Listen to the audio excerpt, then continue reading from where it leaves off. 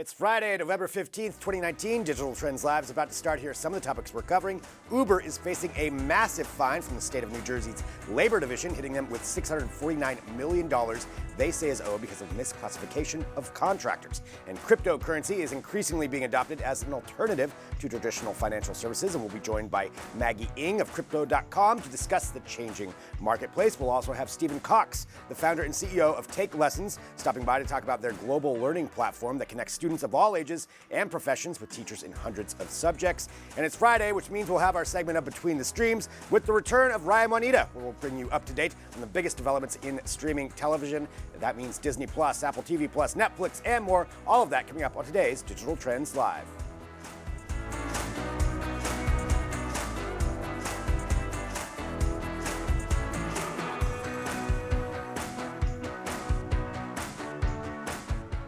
Hello, this is Digital Trends Live. This is our daily show here from Digital Trends, bringing you the trending tech topics of the day, news, interviews, headlines, discussions, and more. And we are broadcasting live from our Samsung QLED 4K studio, and we're live on a number of different platforms. We're on Periscope, Twitter, Twitch, Facebook, LinkedIn, YouTube, Dailymotion, Apple News, 2 different mobile apps, a smart television app, and at digitaltrends.com/live. So wherever you're finding us, drop in your comments, your questions throughout the show. This is interactive. We want to see what you say, what you want to talk about, and in particular for YouTube watchers, I'm going to tell you something here in just a minute about how you can win some prizes. But to start off, I'm Greg Nibbler, joined by Maria Lopez. Hello. Hi. Thank you so much for joining us today. Yes, it's a pleasure to be here again. Those who are fans of DT Espanol know Maria is the host of En Vivo, and she is amazing, and really appreciate you being here. Thank you. I'm so glad to be here now in DT Live. DT Live, and we've got a lot to talk about today, but I do want to address what's sitting here on the table. So we have a giveaway for you, and in particular, this is going to be going to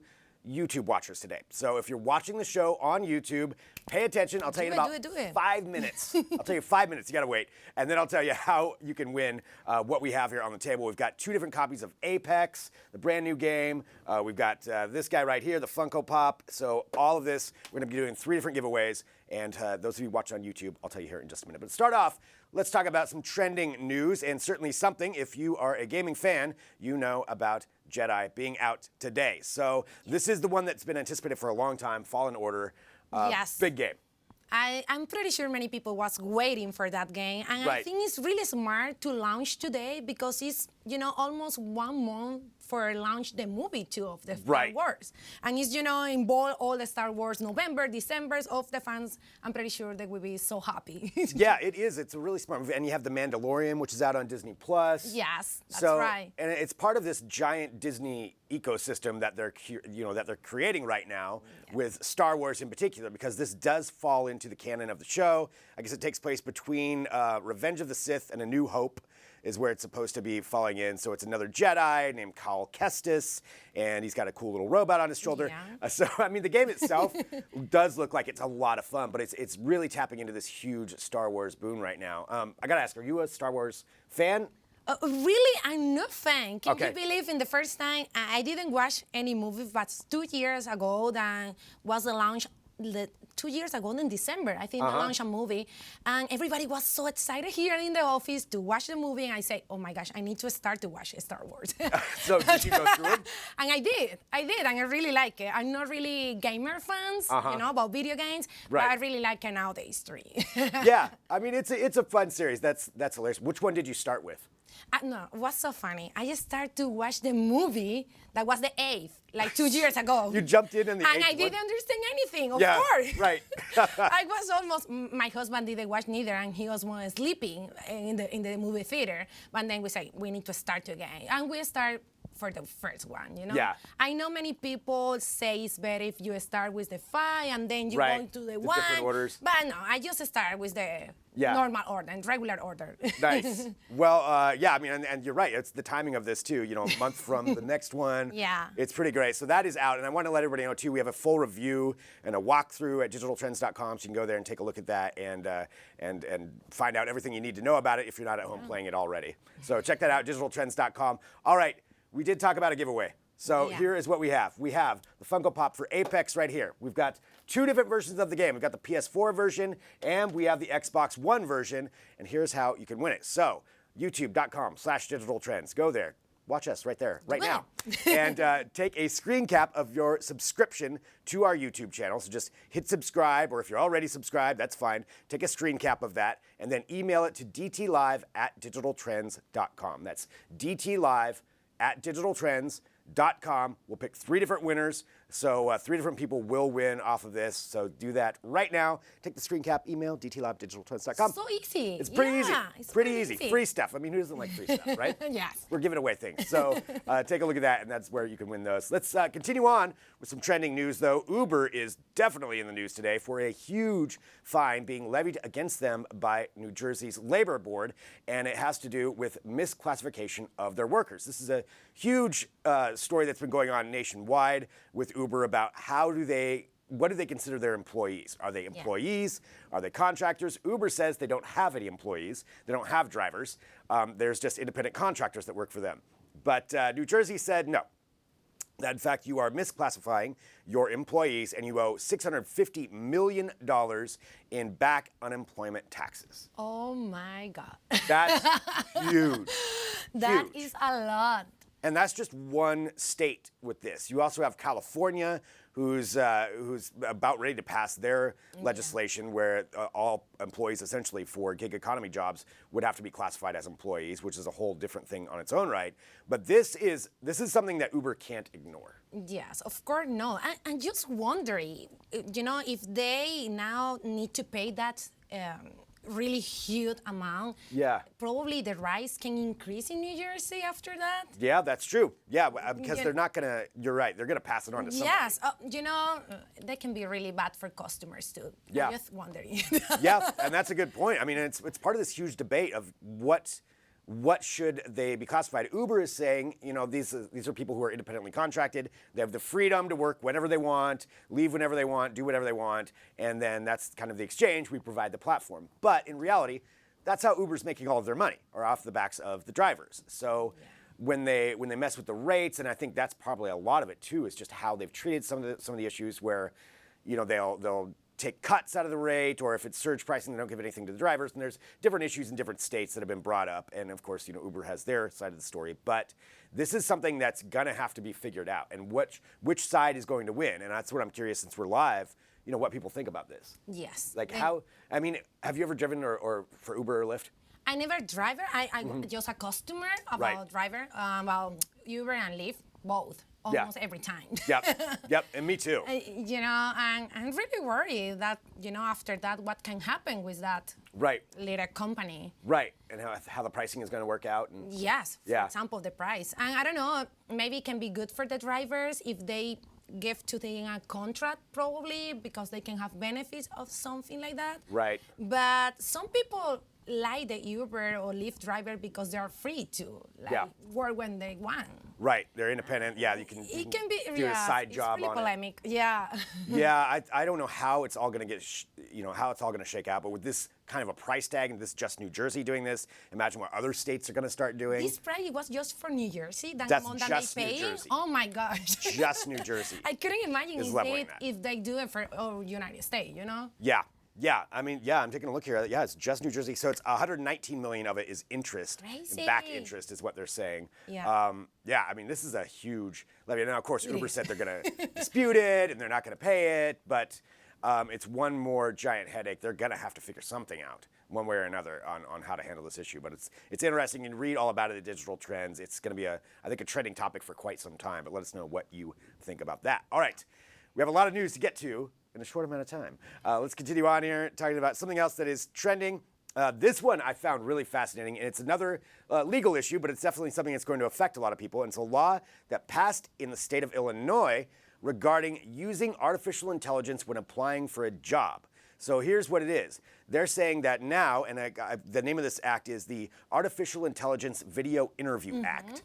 And essentially, it would make employers use, so if somebody's hiring you for a job, you're going through an interview process, the employer, if they use AI at any point during that hiring process, they have to disclose it to you and tell you what is being done.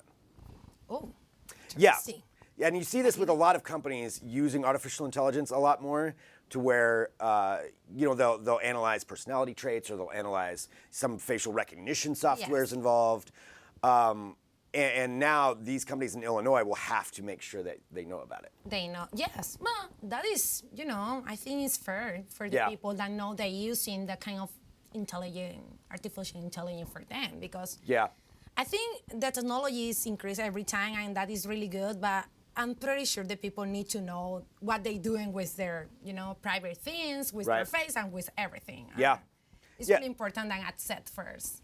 Yeah, and I agree. I think it's good to know. And part of what the reasoning for this is just the fact that facial recognition tech and some other AI software has proven to be kind of unreliable, in some cases racist, misidentifying people. So there's definitely some huge issues when it comes to that. And I think that's what this is. It's saying like, okay, since this isn't necessarily proven, you have to tell everybody what you're doing and why you're doing it, and walk through that. And so even the person applying, they have to sign off on it for it to even be used. But the problem is it's a little bit vague on what is AI, and that's not really defined in it. So I think there's a lot of companies that are just kind of confused on what would count towards that. Yeah, that's a good point. Which is it? I mean, it's a good point on a lot of things too, because what is AI? Yeah, what they recognize like AI or what no. Yes, it would be just in Illinois, yes? That level? Yep, just in Illinois. Yeah, that's where that one is. But you probably is starting. Probably can be more states too. I mean, you could see California rolling out with something like this too. I could definitely see that, or New York. I mean, this is so one of those issues, that we're all trying to figure out right now is how is artificial intelligence being used? What is it used for? Definitely a big talking point right now. But that is an act that is passed. So in 2020 in Illinois, I think January 1st is when it starts. You'll have to be doing this as an employer. So a lot of confusion, but it'll be interesting to see as a test case how this plays out and how it's being utilized, and also just to find out how many companies are using AI. Yes, I didn't know that, Yeah, I mean, I didn't know even that think about it. AI is everywhere right now, but I didn't know that some companies can use that in the interview for figure out if they can contract or not a person, Yeah. I have a lot of facial expressions. I don't know if that can, I don't know if that can help with Yeah, is that good or bad? Yeah. Or no, I don't know if that would be good or no, but I'm pretty sure I can talk with my eyes sometimes. I move all of my eyebrow. I think like, what? Probably I was wondering what thing like the AI about that. Right, what would it think you're doing? Yes, it would be good or no? Yeah, right, she's a little shifty, I don't know. Like, yeah, what would maybe I won't move. Right, just sit there like I think that's the best policy, just to barely move and just keep your eyes open at all times. Well, that's a lot of spazzing. You can check that out, digitaltrends.com. Let us know what you think. Final thing to hit on here before we go to our break. This is coming from Virgin Galactic. So Virgin Galactic, of course, one of the many companies in the space race, for commercial space race in particular, and they are now launching their astronaut readiness program. So this is what they've announced. So Virgin Galactic, there's one of their planes. This is what's going to take people up to space or just on the verge of space. And they've partnered with Under Armour for their astronaut suits. They're calling them astronauts. And this is part of the plan that you would have to go through, the training in order to actually do this. Incredible. Would you do it? I would love to. Yeah, but, me too. I'm pretty sure I would love to do it, but I won't like to do the first one. Yeah. Not in the first three.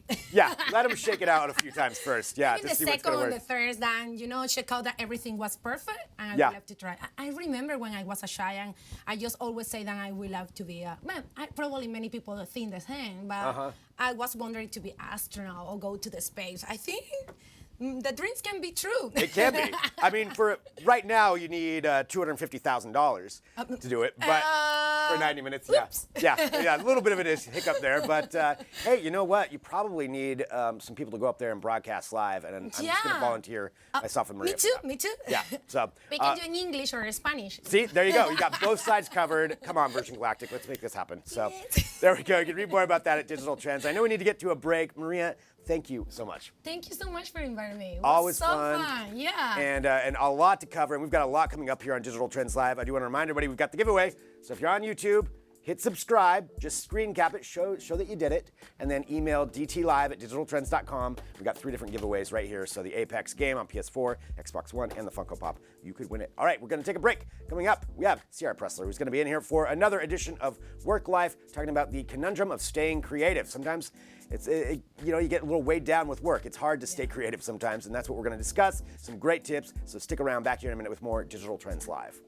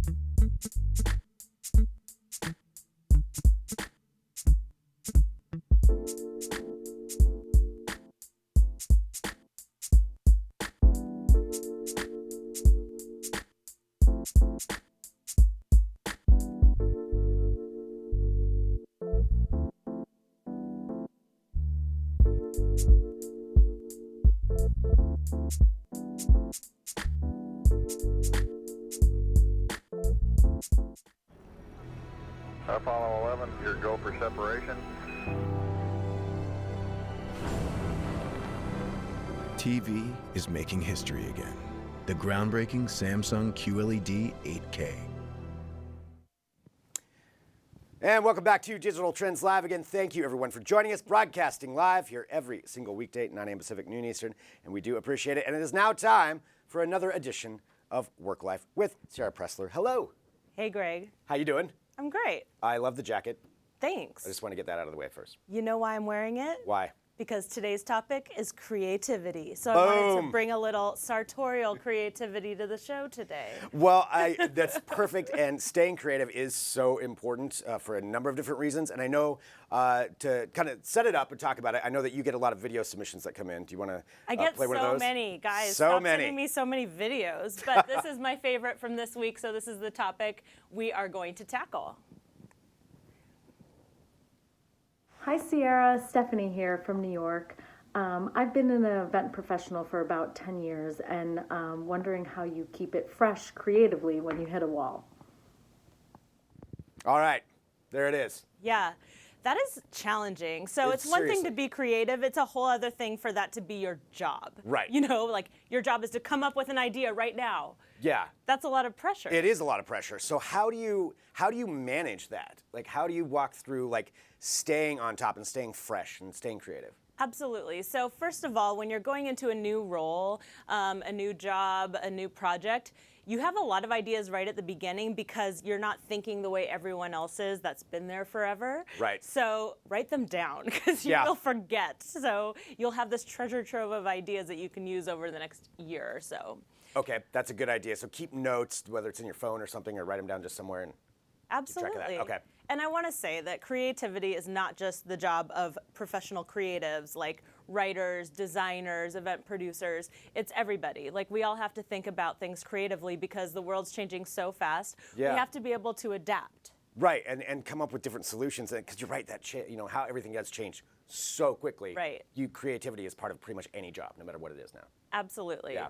So my number one tip, Okay. if you get nothing else from this today, is to get out of your bubble. Okay. Be a beginner. This helps you think creatively and think differently about everything. So if you can put yourself into situations, maybe not at work, but outside of work, to be a beginner, go try something new, take a class in something you know nothing about, read a book about a topic that you're unfamiliar with, podcasts, documentaries, go visit a new place.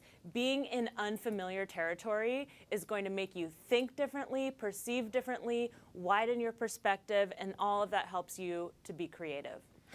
Yeah, and that's just such a huge thing. And so walking through that, and talking about that and being a beginner, that's a great way to start off. Yeah. Then what do you do continuing on from there?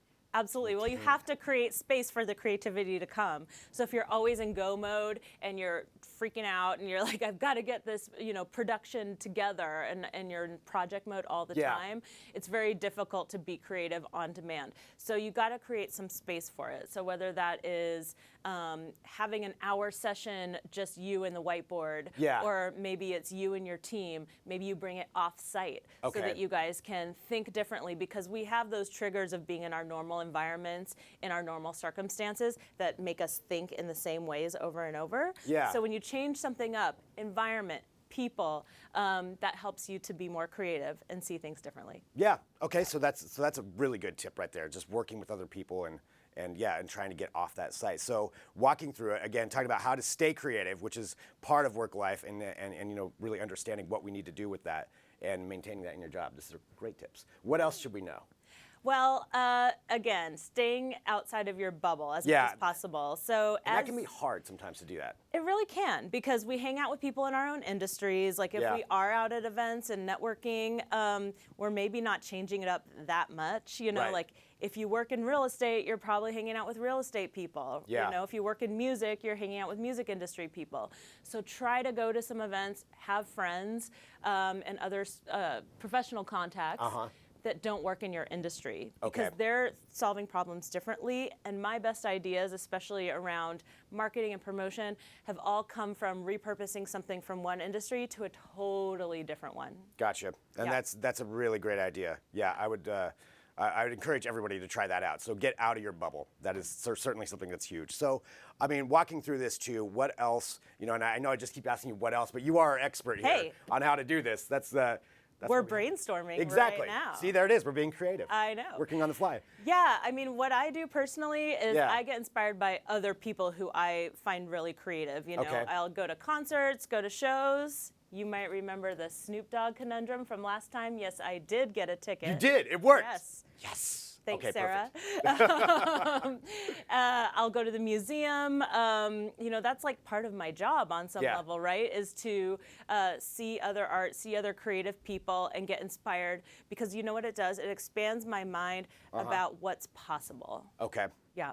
Great. Well, again, walking through these tips and learning from an expert here, Ciara Pressler, on what to do to stay creative. If you have questions too, people can always email those in, right? Absolutely. I would be happy to answer your questions creatively. And especially if you have a ticket for Snoop Dogg, which did work. Yeah. And let me say a word to professional creatives, or people who are aspiring to be that. Let's use writers as an example. Okay. People who dream of writing a book, if you sit around waiting for the muse to touch down on you, that book might never get written. You have to show up to the page every single day, or have designated time where you just write and you just get it done. I finished my first book by doing a couple of different things. One, I started a blog that I had to publish a new one every single day just to get in the habit of hitting publish. Okay. And then the other thing was I would just write a chapter and finish it no matter what. You can always come back and edit, but just getting words out on the paper, so important, and that can translate, of course, to a lot of other creative practices. So just walking through that practice of doing that, whether it's good,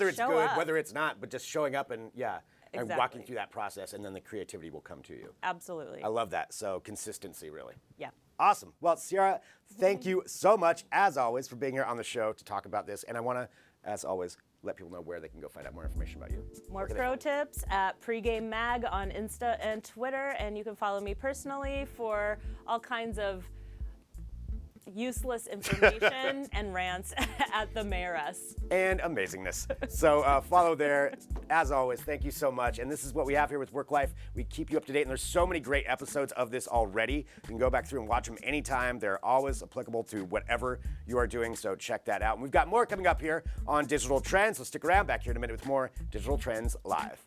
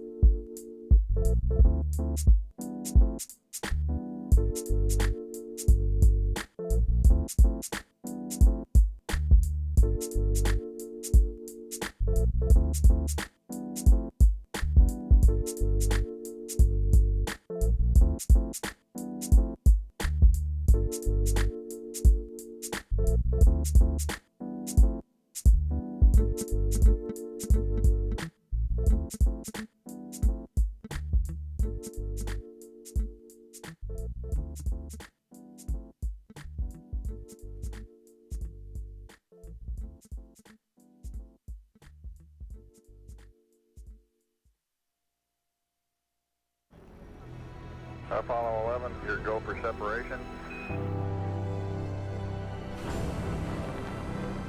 TV is making history again. The groundbreaking Samsung QLED 8K. And welcome back to Digital Trends Live. Thank you for joining us wherever you're watching. We do appreciate it. We're broadcasting live across a number of different platforms, and we always appreciate your input as well as we go throughout the show. And certainly cryptocurrency is something that is talked about in a broad spectrum across a number of different industries. And we're going to talk about the prevalence of that right now. Joining us, we have Maggie Yeung, the Senior Vice President and Head of Marketing for Crypto.com. Thank you so much for joining us. Hello, thanks for having me. So can we give everybody just kind of a little bit of context on what Crypto.com is? Sure, we were founded in 2016. We rolled out our Crypto.com wallet app in May last year. As of today, if you have downloaded our app, what you can do is that you can buy, you can sell, you can store your cryptocurrency. You can also spend it with our MCO Visa card if you use it pairing with our wallet app. More than that, you can also earn up to 8% of your cryptocurrency that you deposit to our wallet app, and also use it as a collateral to get an instant loan. So to keep it short, we aim at providing an end-to-end ecosystem when it comes to how you can manage every single aspect of your crypto holding. That's who we are at Crypto.com.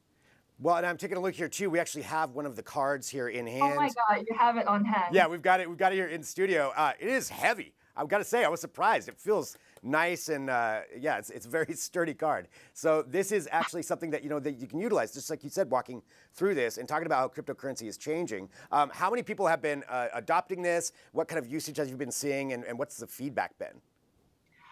We have launched the wallet app now about 1.5 years. Okay. But we have literally started shipping our cards back in July for the US market. So there have been a lot of reservations in the backlog that we have been working really hard to clear them up.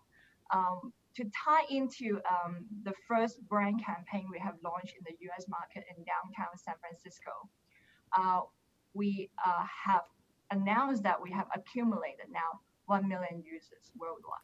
And US is our biggest market, and we're going to continue to work really hard to acquire more users. Talking about that, with more and more people starting to use it, you also see bigger companies getting involved in it, and what that means. And I thought maybe we could just ask a little bit from industry-wide. You look at some of the people that are having some struggles, like Facebook with Libra, trying to launch that. What are some of the issues that they're having versus some of the things that you're doing right?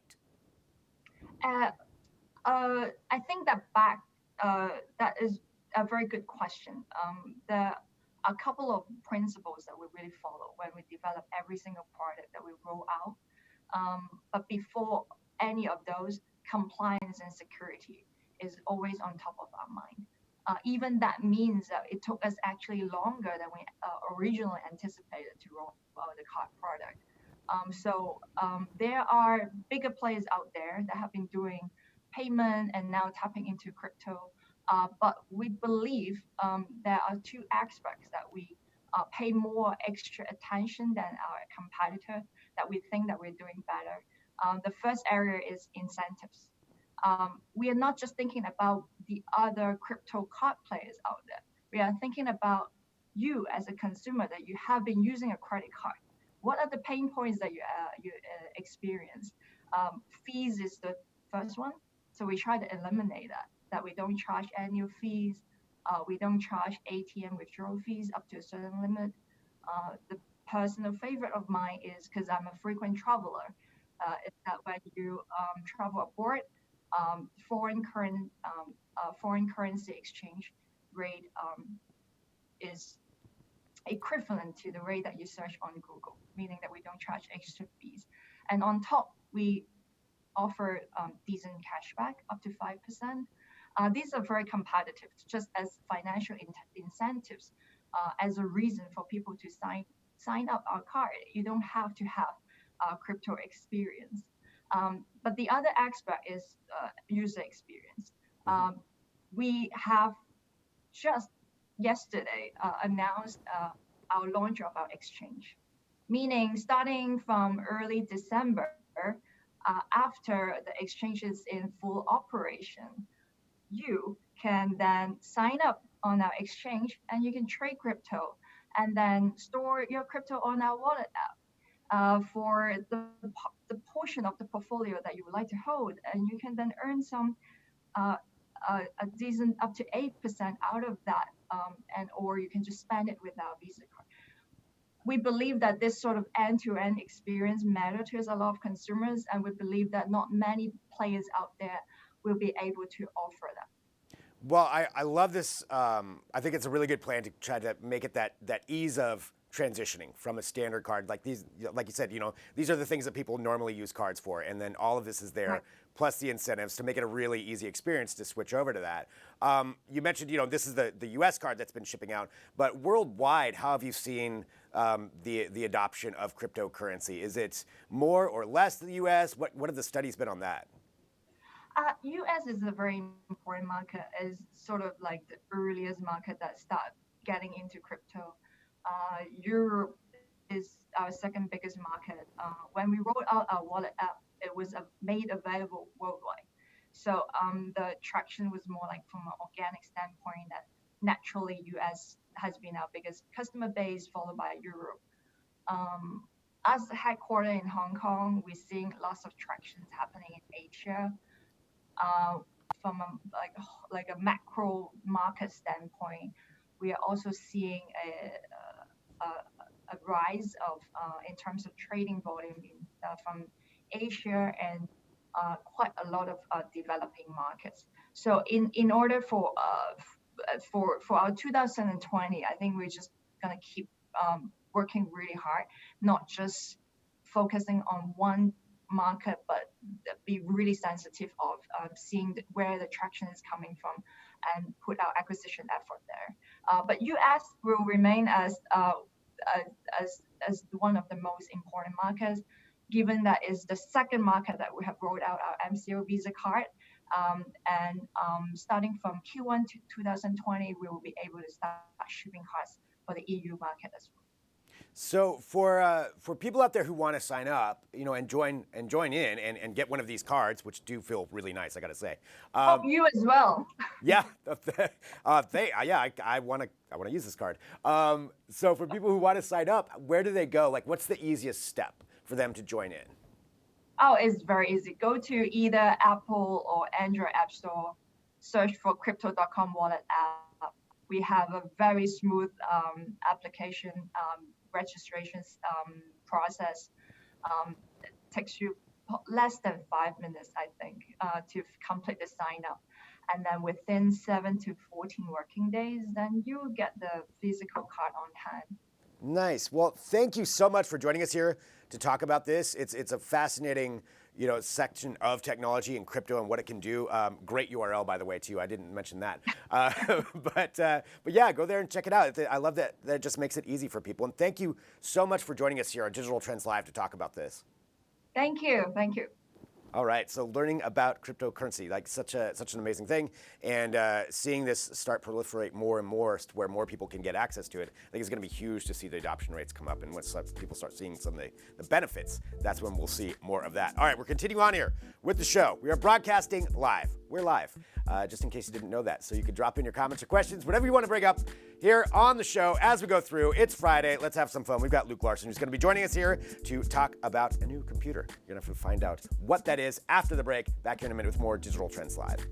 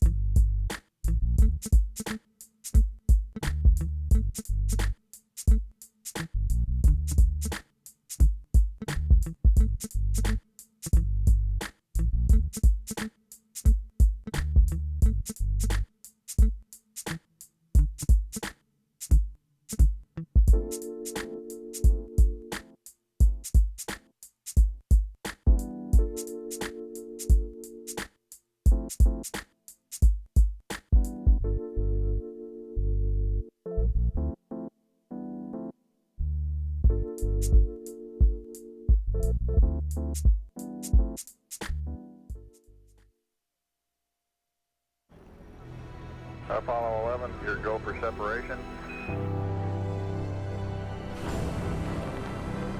TV is making history again. The groundbreaking Samsung QLED 8K.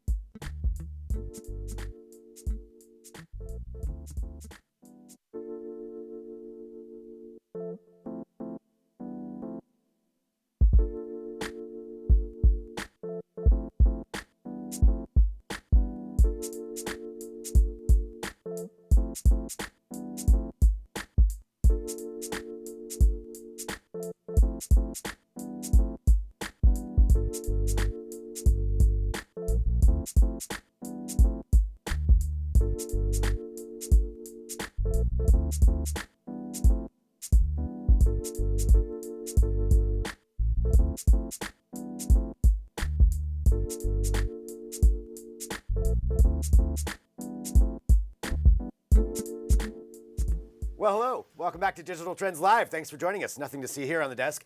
We are broadcasting live. We appreciate everybody who joins us. Hit that subscribe button and join the show. I'm Greg Nibbler, joined now by Luke Larson. Hello, Luke. Hi, I've got something fun to You show. do, if I can barely see you over this thing.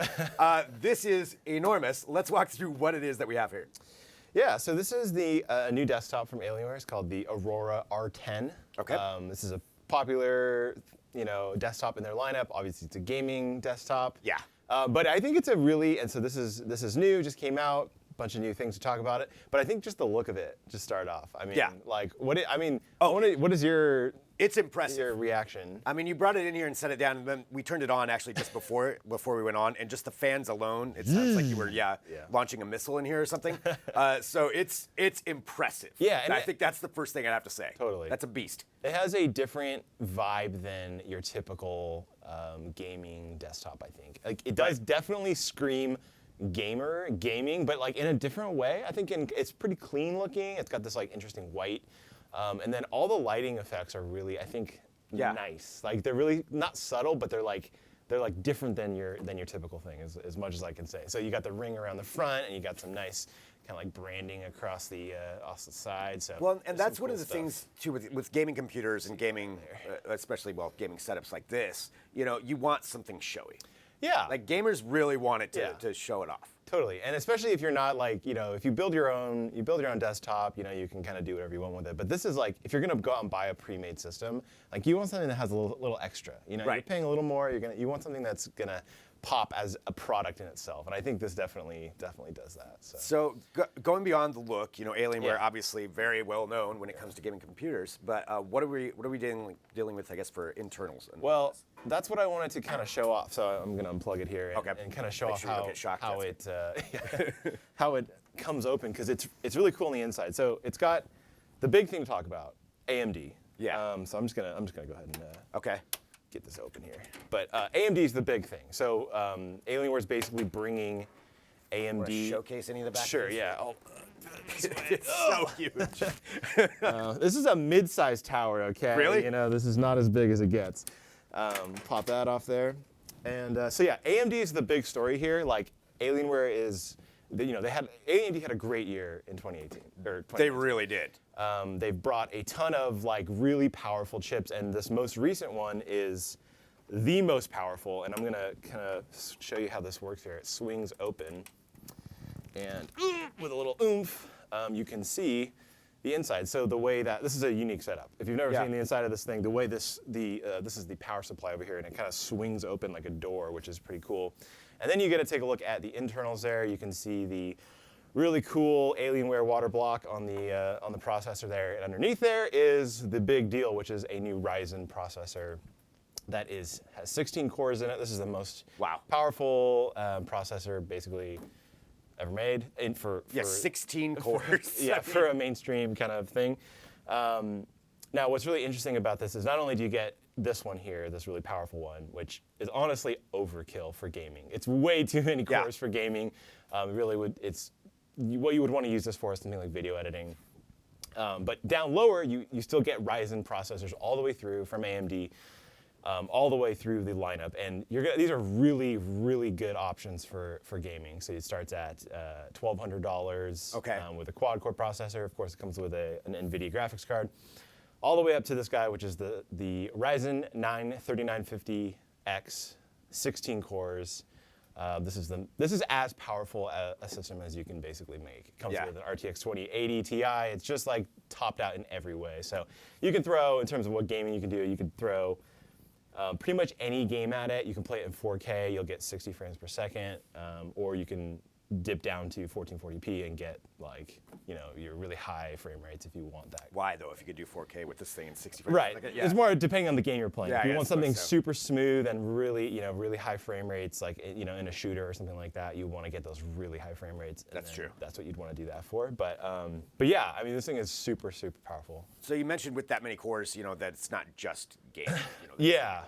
The truth you can is, actually use this as a something for a lot of other jobs. The truth is, you don't really need more than 6 cores for gaming. Anything beyond that is really overkill. It's not going to be able to. Games just aren't made to be used with that many cores. So yeah, if you go out and buy this version, which starts at $2,350 with the 16 I'm actually core kind of processor. surprised that it's that low. Yeah, not crazy. Yeah. And if you want to go for that, it's a little bit overkill if you're just gaming. So you'll want the person that this is really for is somebody who likes to game, but also maybe likes to do some content creation, video editor, something like that. Oh man, this thing is so powerful for that kind of stuff. It goes through video renders so fast. If I were to bring this over to our video team, they would like this thing quite a bit. And then the gaming is you could also obviously do that as well. And then game on top. Yeah. Yeah. But a more realistic option for a gamer, you probably want to dip it down, go with something a little bit cheaper. Because again, extra cores doesn't always mean better frame rates for gaming. So right. So yeah. So starting, you said 2350. 2350 for the 16 core version. I think if you go down to the $1,200 version starts at 4 cores, which would be great, but you could go up from there a little bit, I think, and get some better graphics options. They really have a full lineup of AMD, and it's a huge deal for AMD, honestly. Well, and that's the thing. Talking about that, which you brought up at the beginning too, just AMD versus Intel, and really making a big push this year. Yeah. Do you think we're going to see more and more of that? AMD is going to get adopted more and more by some of these manufacturers? Yeah, I think so. I think this is really the beginning of that, just because for so long, companies like Alienware or Dell or whoever, they were a little, I think, hesitant to put processors from AMD in their systems because, the public perception of AMD, especially for gamers, I don't know if it feels like the cheaper alternative. It's I don't want to. Intel's the premium, And so if you got this premium system, you don't want to put a cheap processor in it. But that's slowly changing, and I think the perception is changing for gamers and just in general. And so the more that changes, the more system makers like Alienware are going to be putting their chips in the. It's kind of once the ball starts rolling, and then things really start happening. Right, somebody does it, and somebody like Alienware doing it. Yeah, exactly. So they'll take the first step, and then other manufacturers will do the same. So. Which also means that Intel's going to be working very hard to combat that, so they're probably going to come up with something innovative to go against it, and which ends up being great for everybody when it comes to consumers. More cores, more power, less price, that whole thing. So. Yeah, so that battle is actually good for all of us. Well, again, this is the Alienware, and let me get the name of it again. What was the it? Aurora R10. The Aurora R10. They always do have some pretty good naming of their computers. So the Aurora R10, you can take a look at that. So is the review up? Yeah, my full review is up on the site, and I gave it a really high score. I think this is a great option for gamers looking for this kind of a system. Okay, awesome. Well, check it out. And Luke, as always, thank you for Yep. bringing this in. I don't know how you're going to get this out of here. We're going to need a forklift to bring it out of here, but it's impressive. And we have a lot more coming up here. We're broadcasting live here at Digital Trends. It's Friday. We have a lot of tech to talk about and so many different things to cover coming up. Next, we have Stephen Cox, who's the founder and CEO of TakeLessons. So it's a global learning platform that connects students of all ages with teachers of any type of education that you want to learn. So it's a really, really cool platform. We're going to talk about that and the interactivity of it and more, all coming up right after this break on Digital Trends Live.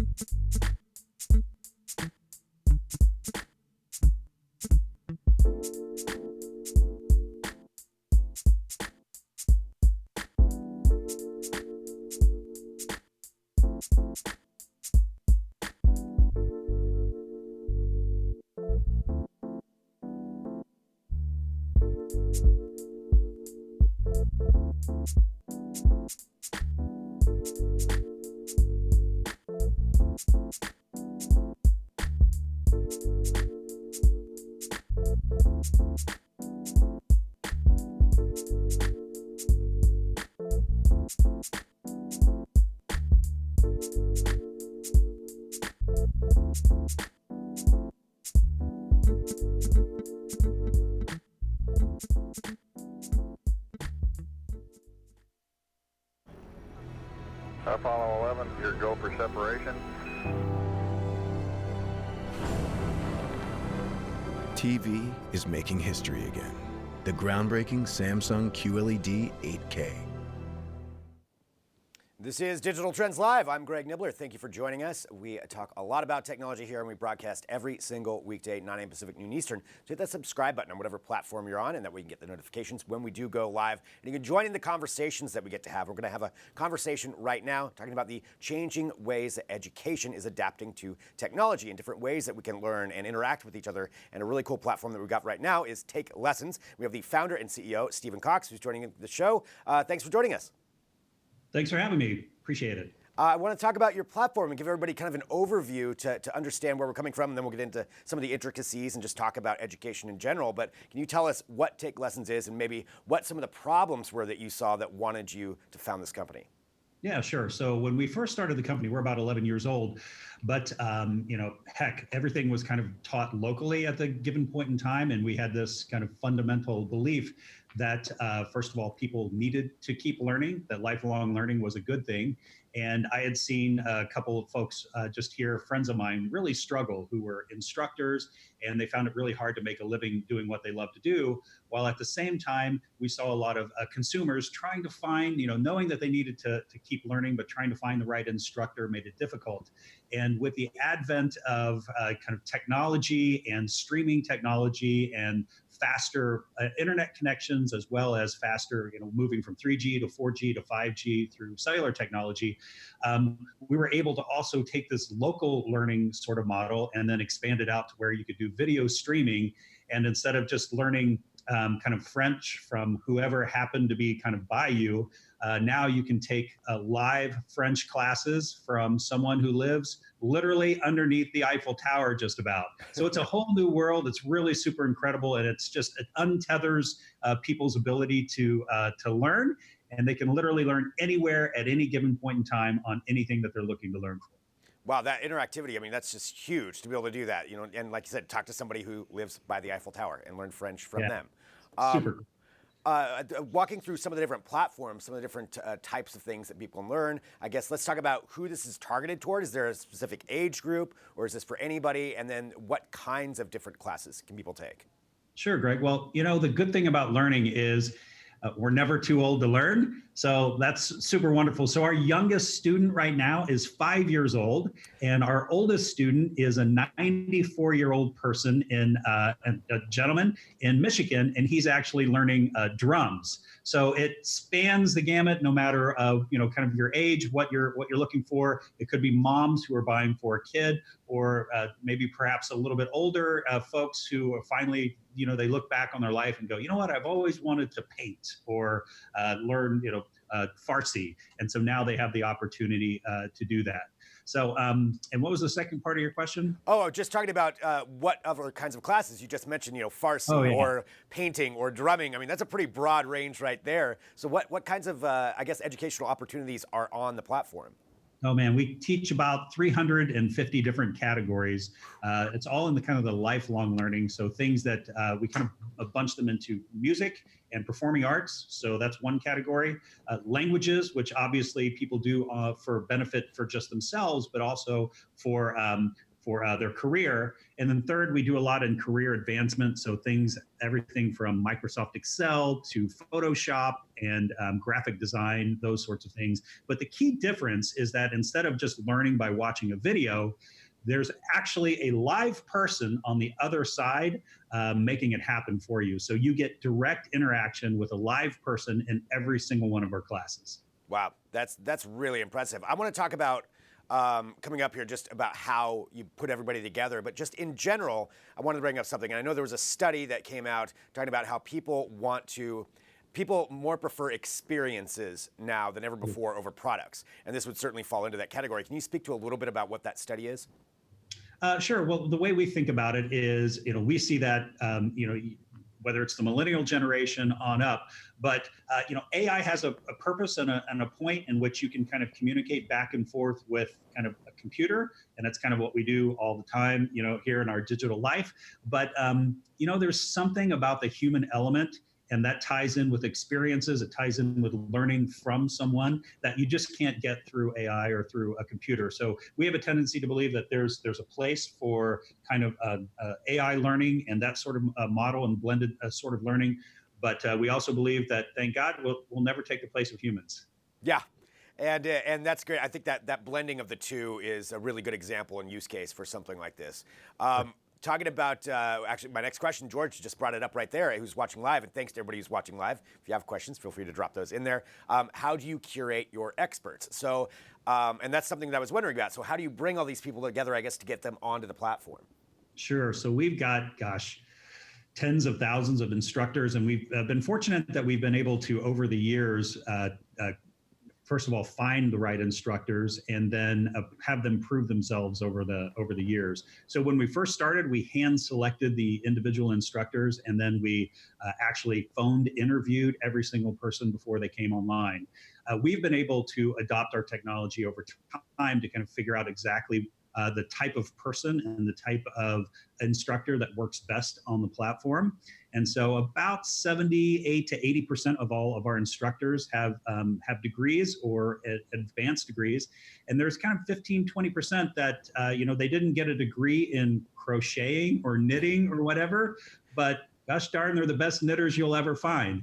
We've got one of our instructors that plays professionally with a very well-known rock group, never went to college, but he's really, really good at guitar. So we kind of blend those sorts of ideas together, and it's really whatever the consumer is looking for. We have a tendency to find that right instructor for them. So if somebody goes to the platform, walk us through what that user experience is like. So say somebody goes there, maybe they're not sure what kind of class they would want to take, but they want to take a look at it and they're interested in something. How does that user experience work? Yeah, I'd say most of our folks who come through the front door have an idea of kind of something that they're looking for. But we have a big search bar there that says, what do you want to learn? And you can literally type in just about anything you want. And if we have instructors, we'll immediately be able to kind of quantify what you're looking for and then show you either local instructors if you'd like, or online instructors if that best suits you as well. We're fairly agnostic towards where the lesson occurs.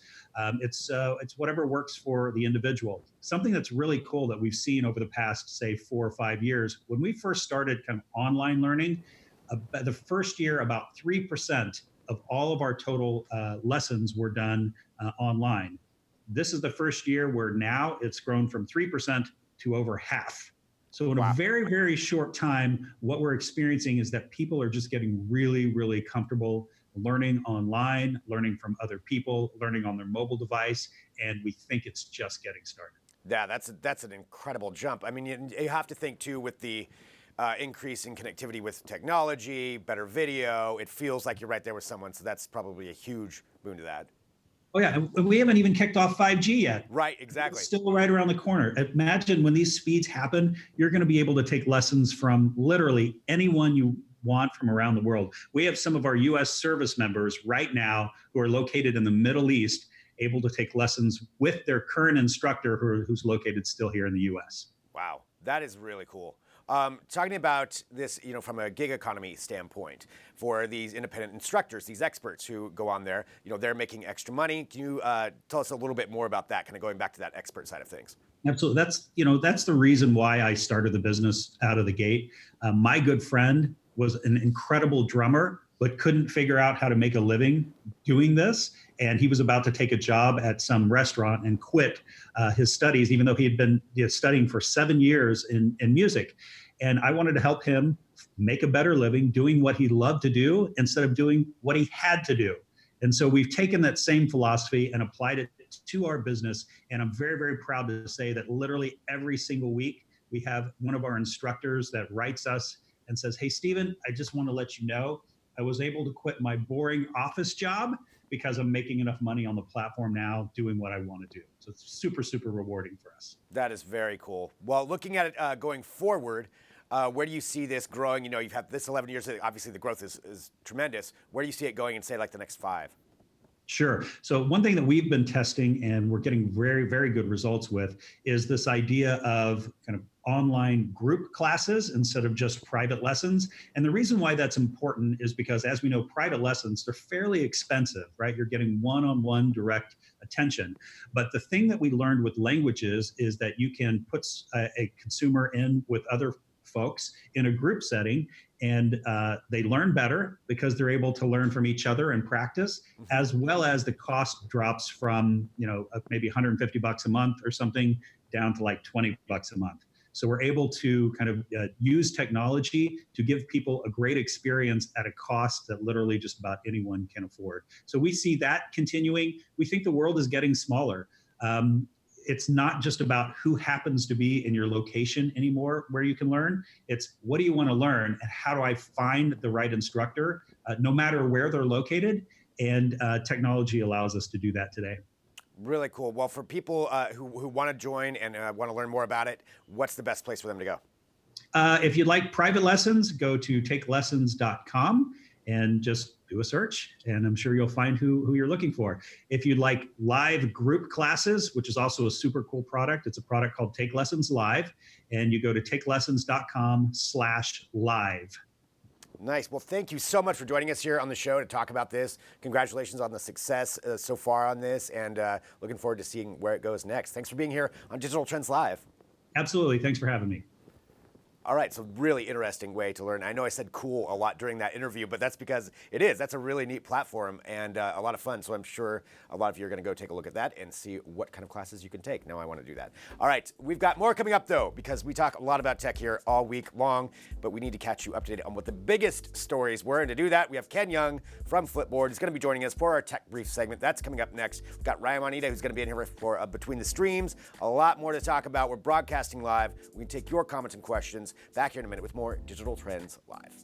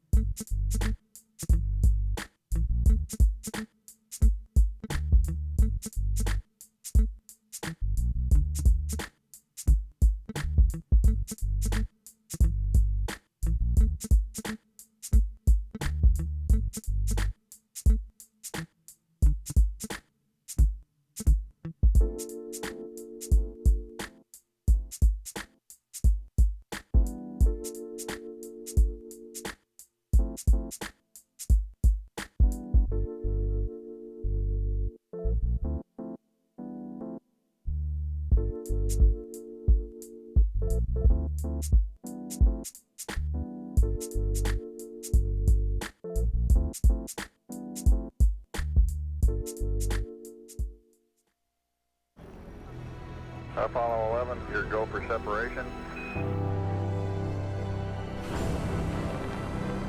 TV is making history again.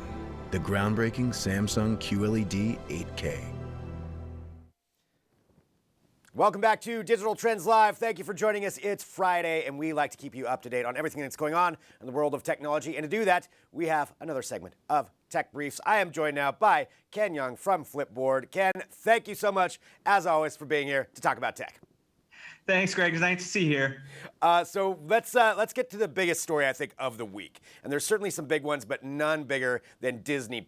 This thing has been anticipated for so long, finally rolling out on November 12th. I mean, this is a huge, huge addition to the television streaming platforms that are already out there. One of the biggest competitors. All the other ones are nervous about it, and probably for good reason. $6.99 a month, the wealth of Disney's content, all available. Star Wars, Marvel, Disney's classic movies, Pixar, National Geographic. I mean, so much. But with the rollout itself, with everybody having their eyes on it, didn't go quite so smoothly. What happened with this? So This is an interesting thing because I think a lot of people did encounter this, and what we're talking about is it crashed. Like people were having problems accessing movies, streaming qualities, the whole kit and caboodle. The worst that you could possibly imagine about a launch, it happened. And I personally, for me, I didn't have that happen. I logged in on Monday evening, a couple hours before midnight, before the launch, was able to download it, install it, log in. And at that point, it kind of just blew me away in terms of like, what did I want to watch? I was about to go to bed. So it's like, what could I possibly consume? And, it was debating between, did I want to start, The Mandalorian, the new Star Wars series that's out there? Do I want to start something else? Do I want to go watch a movie, like a classic movie, whether it's an Avengers or Beauty and the Beast or Aladdin or whatever, or, go watch The Simpsons. And ultimately, that's what, it wound up being. I watched an episode of The Simpsons. But, aside from that crash, that went down. I mean, now it seems like Disney Plus is working, but there are a lot of issues that plague Disney Plus, especially around their content. That people are complaining about how The Simpsons is in widescreen format, which is interfering with how the original pranks were displayed in the show, in the original episodes. Yeah, we actually had Bill Oakley, one of the former showrunners of The Simpsons, on the day that it launched, and he was talking about that. He's like, talking about some of the stuff that he wrote, and he's like, yeah, but it's missing this part that's the whole key to the joke, and that's kind of unfortunate that they don't have that option. So that's definitely something that, I know hardcore Simpsons fans definitely want that. People who are fans of the show, people who are watching it new for the first time, maybe they don't know what they're missing, I guess. But you would think that maybe they could provide that option on that. And that, like you said, some of the different issues that they're having, content-wise, you would assume they'll get that worked out. But it's a little bit surprising they didn't try to figure out some of this stuff before they launched this massive service. Yeah, I think Disney Plus, for all its intent, they have like they're banking on your nostalgia. The people that are going to be watching this, they kind of already have seen these shows, these movies, these episodes before, so they kind of shouldn't. Disney's probably thinking, look, all right, you've seen this Simpsons episodes 50 billion times, so do you really want to see this gag over and over again? And the reality is, like, who are you to kind of really interfere with that for, this is how we enjoyed it. This is how I enjoyed watching, like Swiss Family Robinson back then. And now, and also with The Simpsons or whatever favorite show you have. But this also brings up another issue where Disney's also throwing up disclaimers in certain shows and in movies, saying like, look, this type of stuff that you've seen here is not representative of modern day culture. So, I can't cite anything specifically, but I know that there's been reports about like, racist behavior or something of that effect that's kind of being, that Disney's trying to step away from and say, look, this is done way back in the day. This is different times, different era. So you have to understand in that context, this is not who Disney is now. So there's a lot of a little bit of a PR crisis that Disney has to deal with. I don't think this is going to really impact them. I mean, look, they announced that, like, was it 2 days after they launched, 10 million subscribers? Yeah. Now, the caveat there is how many are actually going to stick around after a year? Now, realizing that most of them probably got there from a free year of Verizon or other marketing gimmicks that were out there. I paid for mine for, like, I'm locked in for 3 years. And, whether or not what happens after that time expires, will I continue to be a subscriber? So that number is pretty impressive, that 10 million. Right.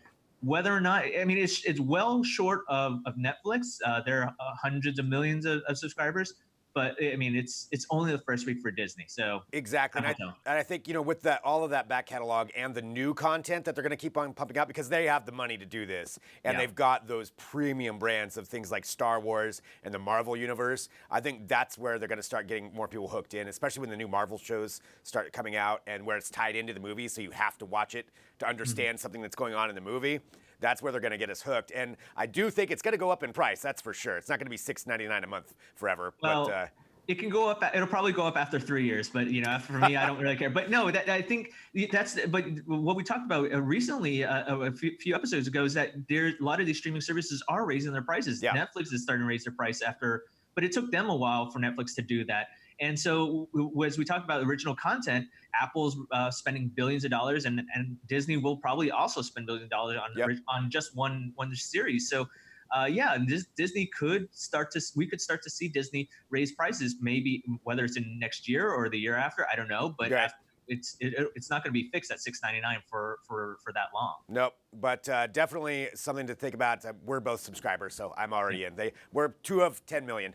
But you can check out more about that, of course, at Digital Trends and on Flipboard. All right, let's continue on. So another big story this week, Apple, when it comes to hardware, a couple of hardware announcements. The first one being the new MacBook Pro, something we've been anticipating for a while. Apple just kind of threw it out there. There was no real big fanfare, no huge performance that they do, which they usually do for a lot of their products. This was just, oh, by the way, here's a new MacBook Pro at 16 inches. It is a pretty impressive version, some updates to it. They fixed some of the keyboard issues that people get kind of upset about when it came to the keyboard, so they fixed some of that. The screen, the bezels are a little bit different. You've got a really nice screen on it. Overall, it sounds like it's actually a really great computer. Yeah, I mean, the specs are top of the line. I think people will get this for probably 2 reasons. One, it's an inch larger than people's typical 15-inch. I mean, what would be interesting specifically with that is those that have book bags or bags that have slots for 15-inch computers. How will this account for that extra inch? Who knows? And whether or not the bag industry is going to have a field day as a result of this. I did not think about the bag industry when it came to this. Apple's going to acquire a bag company. You never know, just for that. Yep. But I think but seriously though, I think it's going to be with the keyboard, right? I mean, everyone was complaining about the butterfly keyboard with the accuracy, and Apple has kind of done a mea culpa and said, look, bring your laptop in, we'll fix it, blah, blah, blah, and everything like that. Now, instead of a butterfly keyboard, you have a scissor keyboard. It's back to original. But there's no word whether that scissors keyboard is actually going to be implemented retroactively or I mean, back to to other models of the MacBook. So I mean, it'll be interesting to see what happens next year when they release new hardware, if they're going to follow suit with this. But I think the fact that this kind of has some sense of exclusivity, people will start to go after this. But I mean, the fact that it's like over $2,000 for a MacBook Pro, I mean, this is right. It's probably average, but I don't think it's going to be necessarily something people are going to want to open up their wallets wholeheartedly for. Yeah. This is certainly for a prosumer. This is going to be for the creative people. I mean, but that's the trend for tech companies when they release new hardware. It's for the creative. Right, and then there'll be some other versions that come out later on, lower down. But yeah, going for those creators, they do have an 8 terabyte option that I think goes for around $6,000. 8 terabytes, which is ridiculous. But still, it's definitely heading toward that creator side of things. That's the MacBook Pro. Again, you could read more about that, Digital Trends and Flipboard, so a lot with that. One other hardware announcement, and I know you know about this. We're talking about the Motorola foldable razor. So this is another one that we've been anticipating for a long time. We knew they were working on something, but bringing back the classic razor with the actual foldable screen, doing it in a different way with that foldable screen than Samsung's done or Huawei, kind of hitting both the sentimental side, I suppose, nostalgia, but also showcasing some new technology with the screen on the front when you fold it down. Personally, I kind of want this. I definitely want this, but not for the phone, and it's simply just for the flip. Now, if you remember back in old school Star Trek, I think it was like the original series with Captain Kirk and Uhura and Spock, when they're opening up their communicators and there's that flip action. Like, this is kind of what it reminds me of. But of course, anyone back in like the 90s and 2000s that had, when they first had their first phone, likely had a Motorola Razr phone. I mean, that was the coolest one to get. Yeah. Yeah. That's the iPhone of that time. So now they've kind of made it combine the benefits of an iPhone, or in this case, an Android phone, with the flip, but it's going to cost you $1,500 for that phone. Now, I mean, if it was top of the line, great. But this is a mid-range phone in of itself, right? You're basically paying $1,500 for the flip. It's almost like, and inside it's bare bones, right? I mean, you have a decent software, you have decent camera, decent hardware, but it's not. Motorola does. Decent. It's decent. Motorola doesn't have the necessary expertise in terms of like from an AI or from a software in terms of the camera or all this other stuff that is heavily touted with the Google Pixel, with Samsung and Apple. So this is kind of like, all right, interesting. And whether or not this comes back, whether we start to see more of these flip phone type form factors, will be interesting to see. I mean, Samsung at their developer conference, they announced they're supposedly working on a clamshell flip phone. So Motorola beat them to the punch. But I think it's kind of interesting that Motorola has gotten something right in terms of how the screen looks, bend and the flip. Right. But Samsung was the first with foldable, technically, but they're foldable. Yeah, exactly. Yeah. And so that's, I mean, I think we're going to see maybe I think these other companies getting into the game it's great. The key thing with the Motorola Razr, $1,500 is too much, but if it does make the Star Trek sound when you flip it open, that might be worth the $500 extra right there. I don't know. Oh, it's the satisfaction you get when when in the rare occasion you make a phone call and you just want to hang up on somebody, say bye. Yeah, there it is. Do the Wall Street thing, buy, sell. Snap exactly. Close. There it is. That's all I want to do. I just want to review it to walk down the street and just do it all day. Okay, I'm in. All right, well, Ken, thank you. As always, this is Tech Briefs. Every single week, we keep you up to date on what's going on in the world of technology. If you're watching the live video, don't forget, we're a podcast. Hit the subscribe button, share the show, let everybody know about it. We will make sure you know the most important things in technology. Ken, thanks again. Thanks, appreciate it. See ya.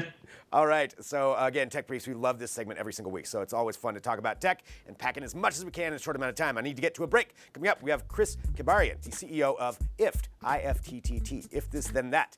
You have probably heard of their services before, but we're going to be discussing that and some interconnectivity, and we'll have all that while we're broadcasting live. Back in a minute with more Digital Trends Live.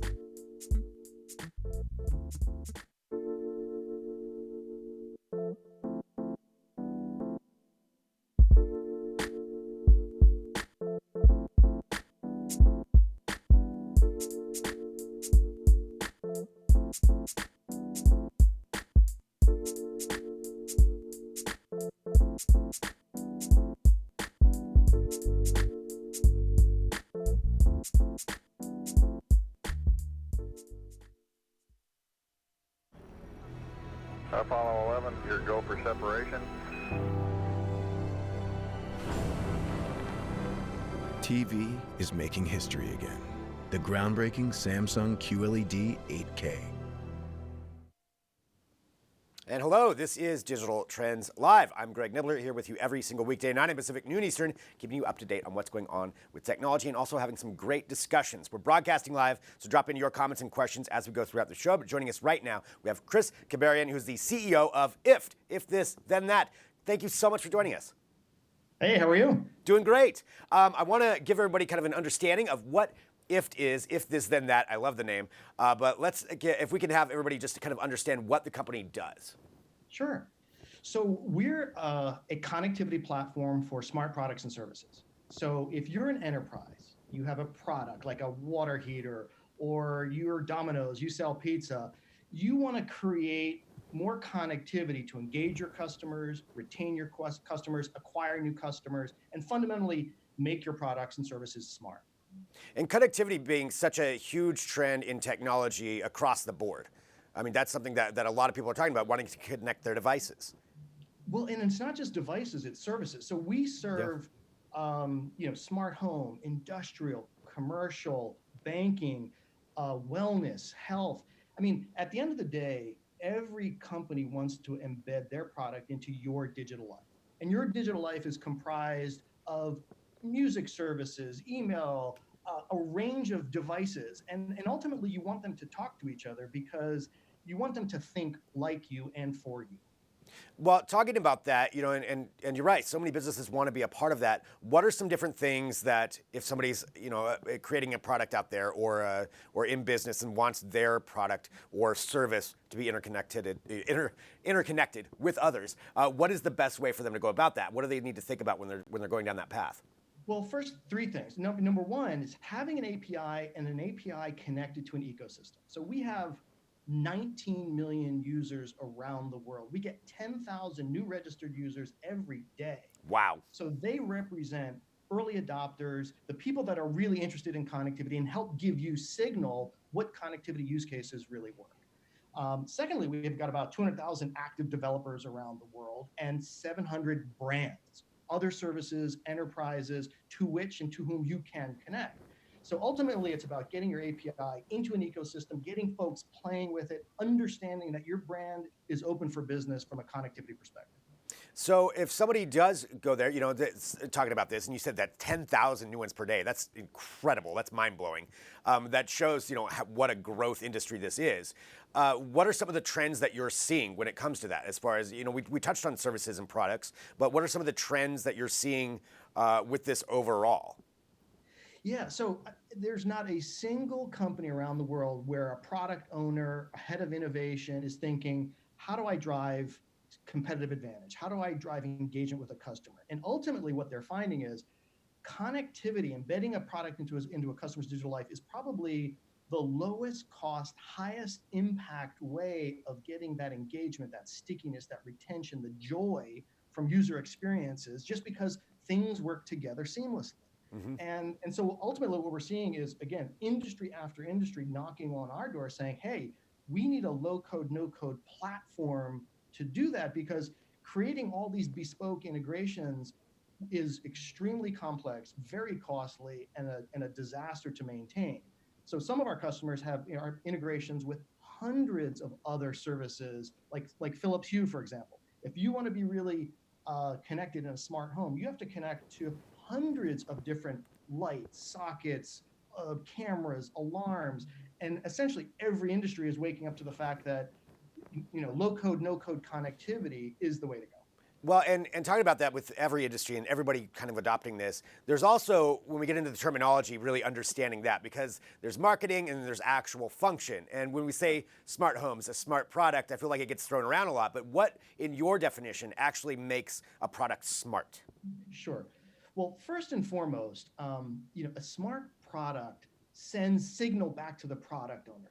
Active live data. What are they using? When are they using? What are they using it with? Because that informs the product roadmap. Secondly, it's connected to create higher utility. So we have a customer that makes a water heater. They put a chip in so it knows when you're home, when you're away. So when you're away, it powers down. When you're home, it powers back up. It saves money on energy. It's the same water heater. It just became 20% more energy efficient, more effective, more valuable to you simply by the exchange of information. So that's an example of what utility that a customer sees. But also what makes a product smart is how it creates engagement with other services, and that creates whole new use cases that essentially transform the product into a service.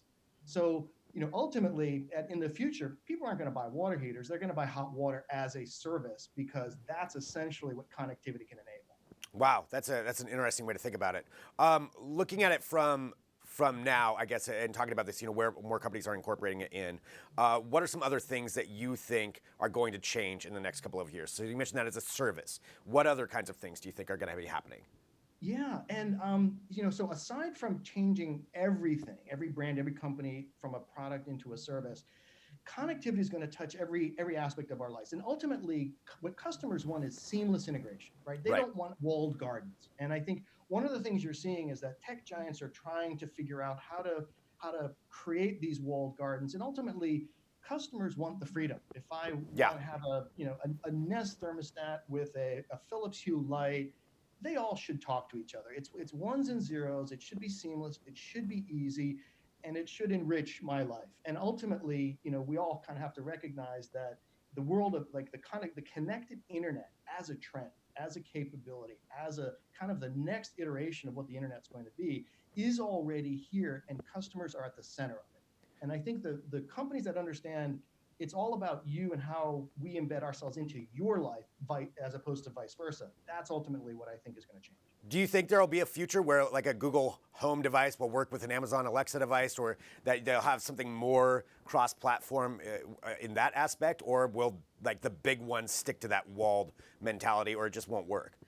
It's hard to say, but I think ultimately, we're on the side of customers and open competition, right? So at the end of the day, everyone wants ease of use, security, privacy, right? Those are becoming increasingly important. And so therefore these platforms like ours that encrypt and ensure that information is authenticated in ways that, that protect the user and consumer equally and vitally as important. But at the end of the day, the connectivity revolution is here. More and more services for not just consumers, but industrial and commercial applications are taking off. Well, I know there's, like you said, 10,000 new people per day, so I'm sure there's some people watching right now that want to get involved. So what's the best place for them to go to sign up with IFT? Come to IFT.com and check out the range of applets and services. And by the way, we've just launched a fundamentally new capability that allows enterprises to enable connectivity in their app, in their email, in their web experience, so that it's an even more seamless experience. So ultimately, like we're just committed to making sure consumers and users have delightful connected experiences with whatever brands and services they want. And it's not just about the home, it's where they work, it's where they drive, it's what they do. And so at the end of the day, everyone's got a digital universe circling around them. And that's forming into a connected ecosystem, and we just want to make that work. Well, thank you so much for joining us here on Digital Trends Live to talk about this. And, congratulations on the success with that. That is enormous with that many people getting involved. And it's just going to get more and more. It's a fun discussion to have, and really appreciate you joining us here on Digital Trends Live. Cheers. Thank you. All right, so talking about that, everything's getting connected. Interconnectivity, it's something that we bring up a lot here on Digital Trends, and there's further proof right there. So if you're out there wanting to connect your devices or your services, that is a place that you can go and get involved with that. All right, here's what's happening. We need to take a break because we're coming back with Between the Streams. We're going to talk about some trends in streaming, television, and content. Disney Plus might be mentioned. And we also have the return of Ryan Juanita here on the show for Between the Streams. He's back from his adventures across the world. We'll find out where that was. And coming up next, so back here in a minute with more Digital Trends Live.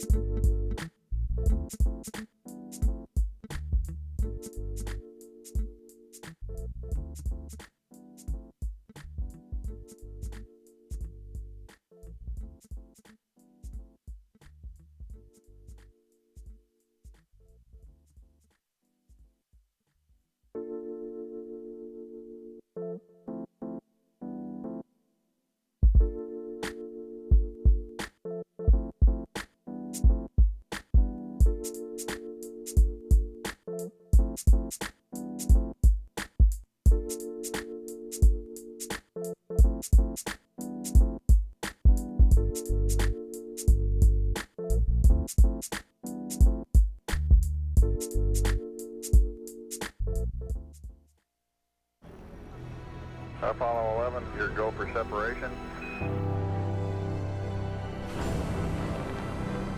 TV is making history again. The groundbreaking Samsung QLED 8K.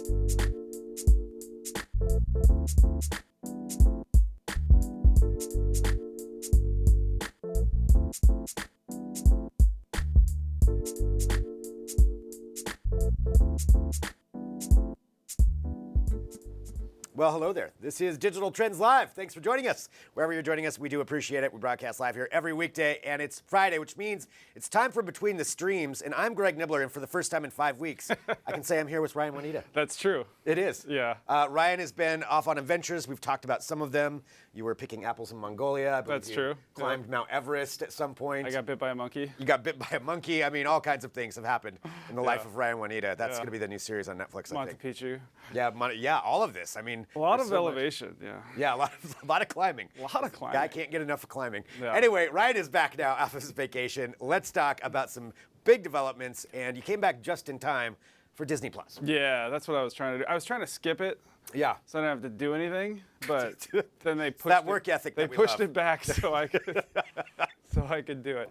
No, it's so Disney Plus. Yeah, what do you it is out. What do you want to know? Yeah. November 12th, obviously, and we've been talking about it a lot here on the show too. But I mean, everybody is. Yep. So finally out, anticipated for so long. I want to talk about the content because I have not been able to watch a lot of it. You have. Yeah. I want no spoilers, but The Mandalorian. Clearly the biggest new original content on there. Yeah, and really there's not that much, if you want to call it original content. It's all original because it's Disney, but if you want to talk about Disney plus original, it's kind of confusing. New original, but yeah, we know what you're saying. Hopefully everyone else knows what that means because it's like, Star Wars is original Disney content too.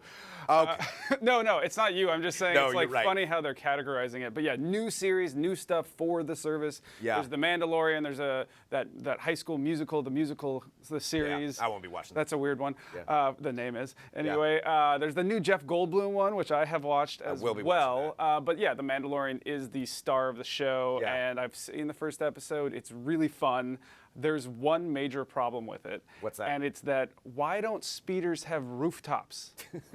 Okay, this isn't a spoiler. A speeder debate? So I was talking about this to my wife and a couple of people, and then Jalopnik smartly jumped on this. But there's a scene. It's not a spoiler. Are you claiming that Jalopnik followed your lead? No, they didn't at all. I was just thinking, first thing, this is the one thing that doesn't make sense to me out of all of this. There's a bunch of callbacks, a bunch of Return of the Jedi stuff, but I'm like, they're on a frozen planet, and he essentially, as Matt Katz put it, calls an Uber. A speeder shows up. It doesn't have a roof, okay? Then another speeder shows up. It doesn't have a roof, and there's Brian Posehn, I believe, is driving it. He's got a big beard that's got ice in it. And why isn't there a roof on the speeder? It's really cold outside. You think, and as Jalopnik said, coat on. You could couldn't a third party make them if they don't know how to do it from the speeder company themselves? It's very vexing. We need a whole segment just on the tech of Star Wars and what's wrong with it. It's kind of one of those things where it's like, oh, you saw that speeders don't have rooftops in the first Star Wars movie, so how can we put a rooftop on it? That would be blasphemy. You don't know. I just don't know what they were thinking. But that aside, it is really fun. We have been calling it nostalgia porn. That's a great name for what Stranger Things is, but this is kind of a different kind. It's very, very Return of the Jedi. It's set right after the fall of the Empire, and it also is very Western and samurai. We had heard that, and they called Logan a Western.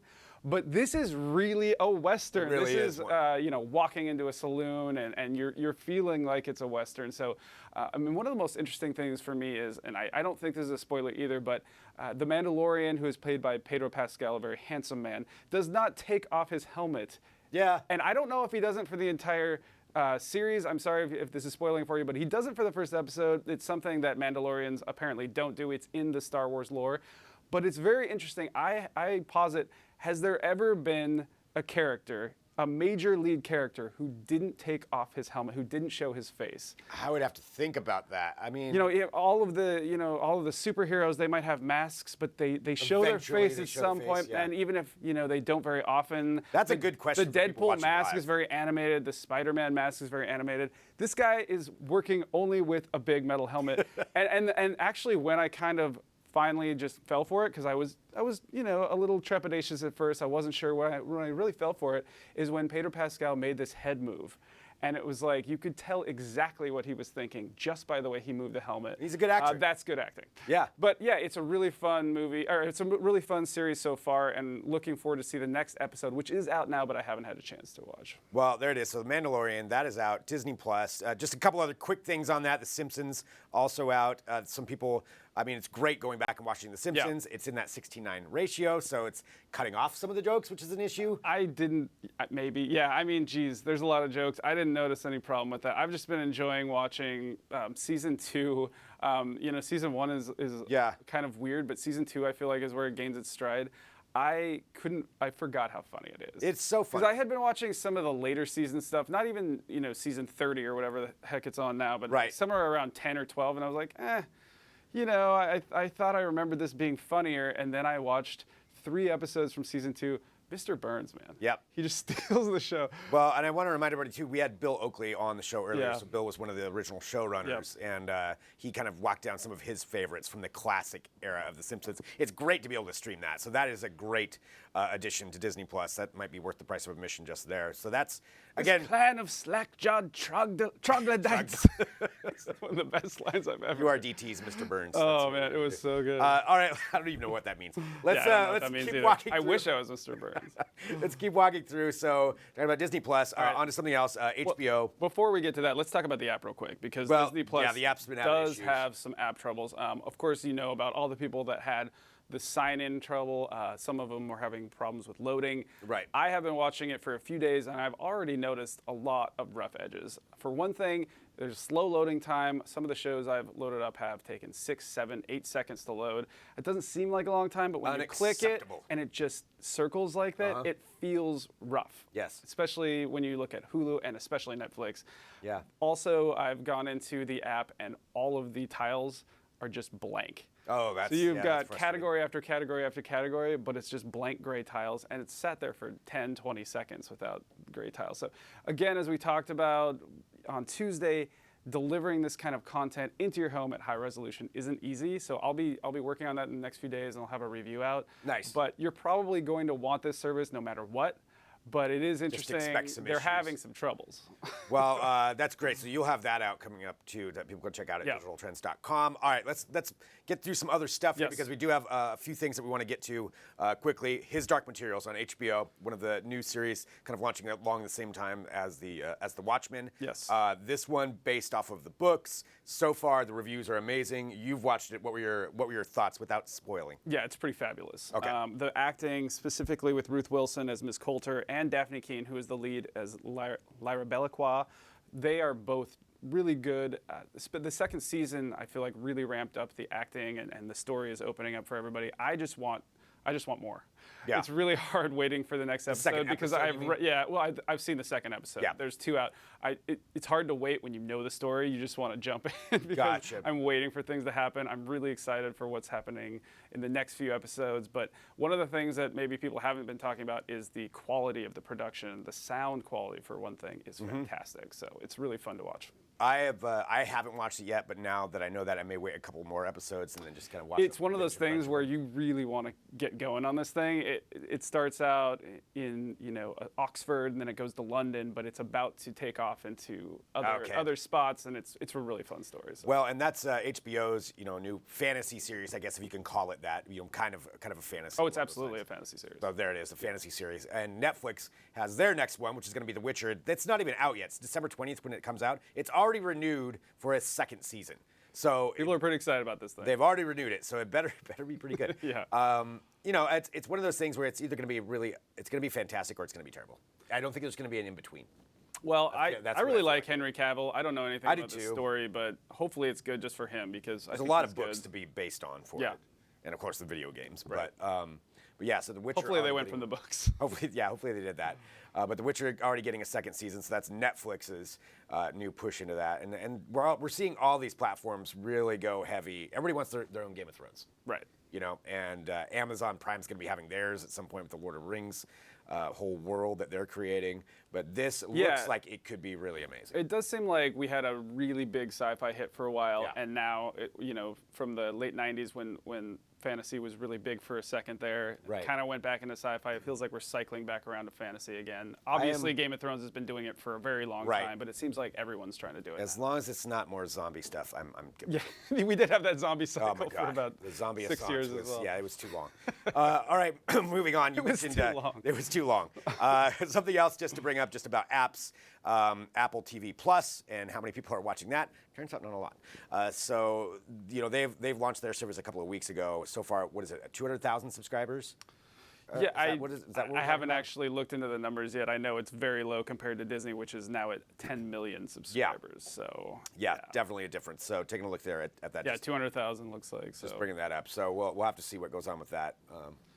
As far as Apple TV Plus, I don't know if there's anything specific you want to bring up, but no, I wasn't even sure if they were going to count every Apple user as an Apple TV Plus subscriber and just say that they had 1 billion subscribers. Oh, that could be it. But apparently that would be a way to do it. Yeah. Well, that's where we're at with that. So continuing on, a couple other things for the weekend.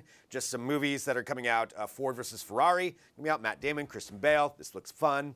Looks like it's a fun movie to check out. Yeah, it looks really kind of lighthearted and sort of the good old Americans. Like, good old Americans. Come on, like the underdog and all that kind of thing. I think the one thing I had to say about this movie, it looks fun and I'm glad it's getting good reviews. It must have been really weird on set with Matt Damon and Christian Bale. Oh, yeah. Because Matt Damon seems like, for a primped Hollywood A-lister, he seems like a pretty low-key, natural guy, down to earth as much as you can be in his position. And then there's Christian Bale, who's like total lunatic, will kill himself for a role, screaming at people, totally taskmaster. That would be interesting. It must have been an interesting shoot. Maybe Christian Bale is chilled out, but I don't know. Now I kind of want to know behind the scenes on that. I know, right? Ford versus Ferrari out, and then the last thing we have is The Irishman finally out, and 3.5-hour runtime. That is a long runtime. And he was really upset about it not being in theaters. And Rob mentioned, I guess Schindler's List was 3 hours and 17 minutes. It doesn't feel like it because it's such a impactful, compelling story. Apparently, that's the exact same thing with The Irishman. I have been looking at the reviews. They are stellar. I haven't seen reviews this good in a long time, and I'm kind of surprised. I was wondering if De Niro was past his prime to a degree. Same with Pacino, really. They haven't done a lot of good movies in a while. Pesci's been out of the game. Scorsese apparently made an instant classic. People are calling it a masterpiece. I cannot wait to see this. It's pretty impressive, and it's going to be in your Netflix queue November 15th, so there it is. Awesome. I will definitely be watching that. Well, that is what we have between the streams. Again, keeping you up to date on what's going on in the world of entertainment. Ryan, it's nice to have you back. It's great to be here. There it is. All right, and this is Digital Trends Live. We broadcast live here every single weekday, and we do appreciate everybody who joins us. Again, live at 9 a.m. Pacific, noon Eastern. Hit that subscribe button. Make sure that you get the notifications when we do go live. I'm talking about next week, where we have a whole bunch of more programming for you. We'll be joined by John Collins, the CEO and founder of Stay Healthy, discussing a new study that points to an increasing percentage of obese children and how we can use augmented reality and artificial intelligence to change their activity and consumer behavior. And we have Sylvia Acevedo, the CEO of Girl Scouts of the USA, who'll be joining us here on the show. Sylvia was an engineer at NASA's Jet Propulsion Laboratory. Awesome. And prior to joining the Girl Scouts, and now she is reshaping the organization with a focus on STEM education with badges like cybersecurity and outside support from companies like IBM and Dell.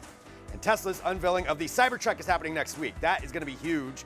I know that we'll be on location. We'll be streaming it, and that's going to be happening on Thursday evening. So we're going to be talking about that a lot next week. It's certainly going to be a big push when it comes to Tesla, so we'll find out more about that later. And I think that's it. Thanks for joining us this week. I'm Greg Nibbler, and I'll be back on Monday morning at 9 a.m. Pacific, noon Eastern for another edition of Digital Trends Live.